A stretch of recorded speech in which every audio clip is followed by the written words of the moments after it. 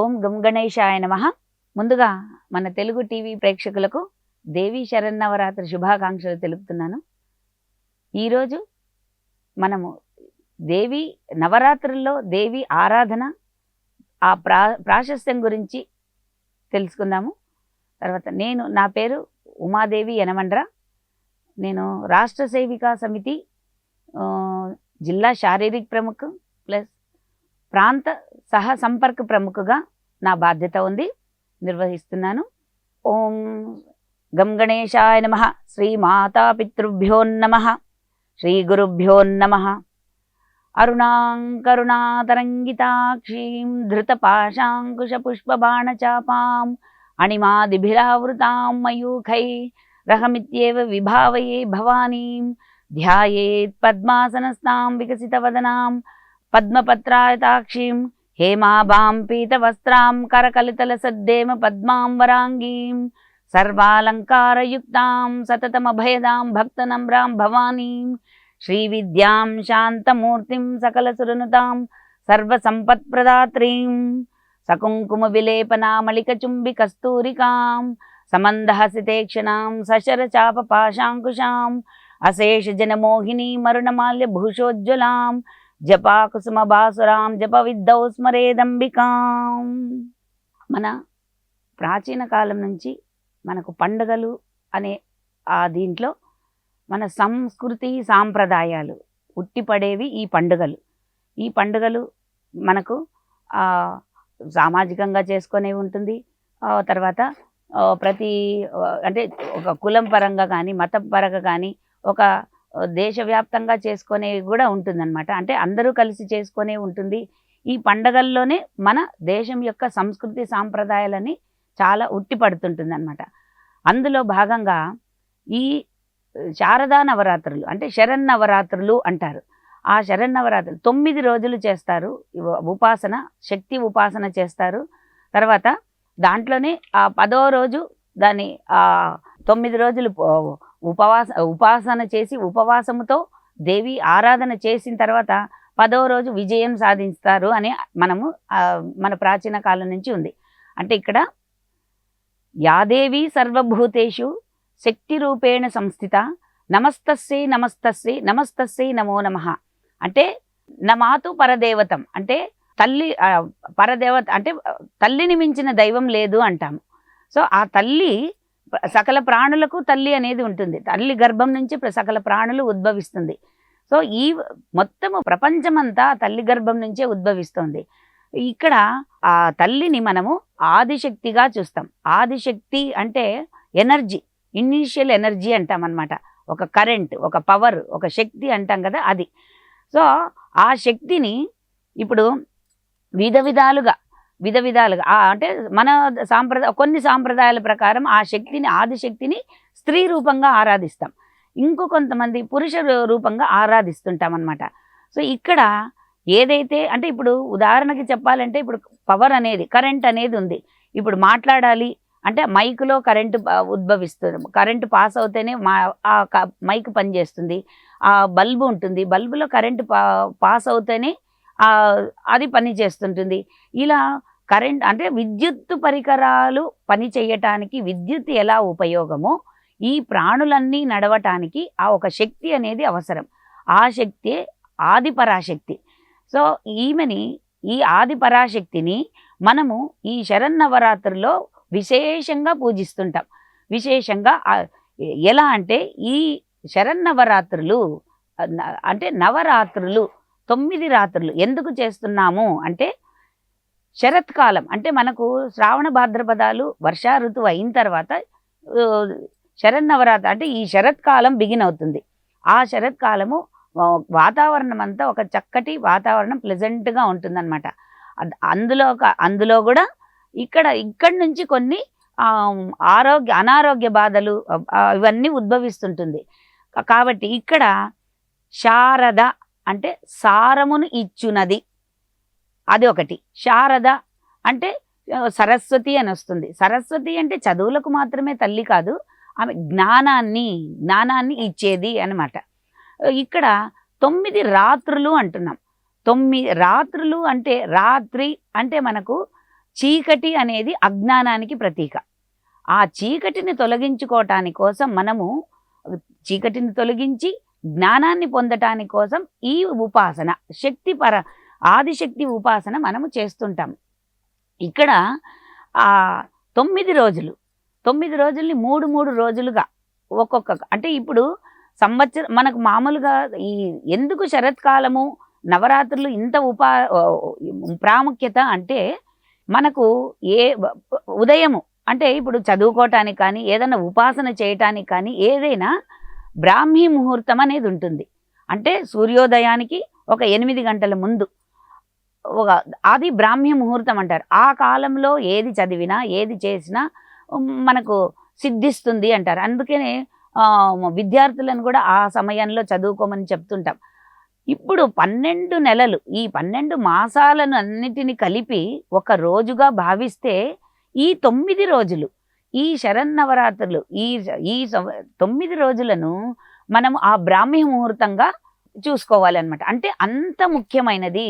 అంటే బ్రాహ్మీ ముహూర్తం ఎలా ప్రాముఖ్యతను సంతరించుకుంటుందో ఒక రోజులో ఈ సంవత్సరం దినాన్నంతా ఒక రోజుగా అనుకుంటే ఈ 9 రోజులు ఉపాసన అనేది బ్రాహ్మీ ముహూర్తంతో సమానం. కాబట్టి అంత ఇంపార్టెంట్గా ఉన్నదన్నమాట.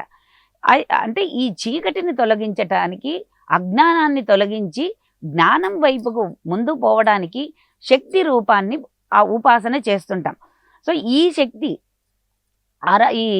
ఇక్కడ ముందుగా ఒక జగన్మాత ఆదిశక్తి అది చెప్తున్నాం కదా. ఆదిశక్తికి మనకు సత్వరజస్తమో గుణాలు ఈ 3 గుణాలను అంటే సత్వగుణంతో మళ్ళీ అంటే రజో తమో గుణాలు మనకు తెలిసినవే. కానీ సత్వగుణం కూడా మనకు లేకుండా అంటే అది ఉంది అంటే మంచి కర్మలు చేస్తాము, మళ్ళీ పునర్జన్మ అనేది వస్తుంటుంది. ఈ పునర్జన్మ అనేది లేకుండా జన్మరాహిత్యం కోసము తల్లి ఉపాసన అనేది మనం చేస్తుంటాం. ఈ త్రిగుణాలకు అతీతంగా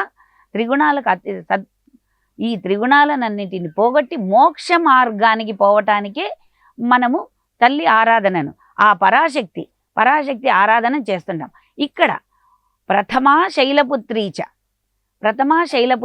ఇక్కడ ఆ పరాశక్తి దక్ష ప్రజాపతికి కుమార్తెగా ఉద్భవిస్తుంది. ఇక్కడ ఏమంటే దక్ష ప్రజాపతి తన కూతురు తన అల్లుడు అనే ప్రాపంచిక భావాలతోనే ఉంటాడనమాట. అక్కడ అతని గర్వాన్ని అణచివేయటానికి దక్ష ప్రజాపతి గర్వాన్ని అణిచివేయటానికి శివుడిని రుద్రుని చేయాలి. అంటే శివారుద్రస్య భేషజీ అంటారు. శివారుద్రస్య భేషజీ అంటే శివుడు రుద్రుడు అవుతే కానీ అక్కడ ప్రజాపతి యొక్క గర్వం అణగబడదు. అందుకని ఆమె ఏం చేస్తుంది, తన తనువును చాలించుకుంటుంది. అక్కడికి ఆ తనువు చాలించిన తర్వాత వెంటనే శివుడు రుద్రుడయ్యి అక్కడంతా అన్ని ధ్వంసం చేసేస్తారనమాట. సో ఇక్కడ శైలపుత్రిగా జన్మించి దక్ష ప్రజాపతికి అహంకారాన్ని అణిచివేస్తుంది. అంటే మనలోని చెడు గుణాలను కూడా అంతరించుకోవటానికి అంటే ఆ చెడ్డ గుణాలను పోగొట్టుకోవటానికి మనము ఈ శైలపుత్రి ఉపాసన చేస్తాం. తర్వాత ద్వితీయ బ్రహ్మచారిణి ఈమె తర్వాత ఏమి హిమవంతుని పుత్రికగా జన్మిస్తుంది అనమాట. హిమవంతుడికి పుత్రికగా జన్మిస్తుంది. ఆ బ్రహ్మచారిణి అంటే ఒక పట్టుదల, నిష్ఠ, ఒక ఏకాగ్రత అది రావాలి, ఒక పట్టుదల రావాలి అంటే ఈమె బ్రహ్మచారిణిగా ఉంటూ ఎన్ని జన్మలు ఎత్తినా అంటే ఏ అవతారాలు ఎత్తినా కూడా అమ్మవారు మరీ శంకరుణ్ణే పొందుతుందన్నమాట. కాబట్టి ఆ శంకరుడిని పొందటానికి కోసము బ్రహ్మచారిణిగా తను ఒక తపస్సు చేస్తుంది, మరీ శంకరుణ్ణి పొందుతుంది. కాబట్టి ఇక్కడ పట్టుదల, ఏకాగ్రత ఇవన్నీ కూడా ఈ బ్రహ్మచారిణి ఉపాసన వల్ల దొరుకుతుంది. తర్వాత తృతీయ చంద్రఘంట అంటే మనం మామూలుగా చెప్తుంటాం పూజా సమయంలో కూడా ఆగమార్తంతు దేవానాం గమనార్తంతు రాక్షసం కురు గంటారవం తత్ర దేవతాహ్వాన లాంఛనం అంటే అసురులను పోగొట్టి అసురులను తొలగించి దేవతలను ఆహ్వానించడం అనమాట. అంటే అసురులు ఎవరు, మనలోని చెడు గుణాలను ఇవి పోగొట్టడానికి ఒక గంట రూపంలో అంటే మనల్ని అలర్ట్ చేస్తుంటుంది అనమాట. అలాంటి గుణాన్ని పెంపొందించుకోవటం కోసము ఈ చంద్రఘంటను పూజిస్తామన్నమాట. ఇక్కడ అసురుల బారి నుంచి మనల్ని రక్షిస్తుంది అని కూడా మనం అనుకోవచ్చు. కూష్మాండేతి చతుర్థికి కూష్మాండం అంటే దరహాసము, తర్వాత ఒక మందహాసము, దరహాసము అనొచ్చు. అంటే ఆ తల్లి తన దరహాసంతోనే, తన కరుణ అయిన దృష్టితోనే సృష్టి స్థితి లయలు చేయగలుగుతుంది. ఆ దరహాసం చిరుమందహాసంగా ఉంటుంది ఆ తల్లి. దాని ద్వారానే సృష్టి స్థితి లయలు చేయగలుగుతుంది. అంటే ఈ చూపులతోనే అన్ని సృష్టిని అంతా చేయగలుగుతుంది. ఆ శక్తిని అంటే మనము సృష్టి స్థితి లయలు మనము సాధారణ మనుషులు కూడా మనం అన్వయించుకుంటే అలాంటి శక్తిని ఇవ్వడానికి, అంటే అందరితో కలిసిపోతూ అందరితో ఉంటూ మనము మన పనులు చేసుకుంటూ ఉండడాని కోసము అలాంటి శక్తిని ఇమ్మని ఆ కూష్మాండని పూజిస్తామన్నమాట. తర్వాత పంచమ స్కందమాతేతి అంటే స్కంద అంటే షణ్ముఖుడు అంటాం. జారుతున్న భుజాలు అని అర్థం వస్తుంది సంస్కృతంలో.